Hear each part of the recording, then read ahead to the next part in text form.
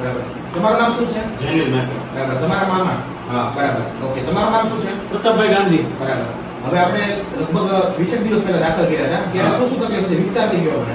ત્યારે પેનક્રિયાસ ઉપર ઇન્ફેક્શન હતું, કિડની ઉપર કિડનીમાં સોજો હતો, પેટનું પ્રમાણ બહુ ફૂલી ગયું હતું, પછી પેશાબ અટકતો હતો, સંડાસમાં તકલીફ હતી અને શ્વાસ ચડતો હતો, થોડું ઘણું ચાલે તો તે બહુ કઈ એક્ટિવિટી નહોતી થતી અને બહુ જ તકલીફો હતી. મને 13 દિવસ અહીંયા દાખલ રહ્યા.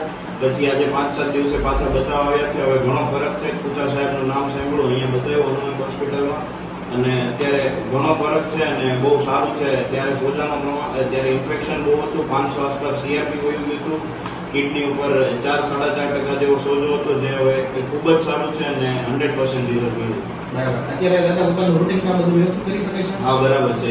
બરાબર. ત્યારે દાખલ થયા ત્યારે ભાનાવસ્થા પણ થોડીક હા, હા. બરાબર. અને અત્યારે દાદા બધું સમજાવી શકે છે? હા, અત્યારે બધું ઓકે છે. બધું ઓકે છે. બરાબર. અત્યારે સંદાસ પેશન્ટ બધું બરાબર ઉતરે છે? બરાબર. એકદમ રિલેક્સ અનુભવ છે. હા, બરાબર.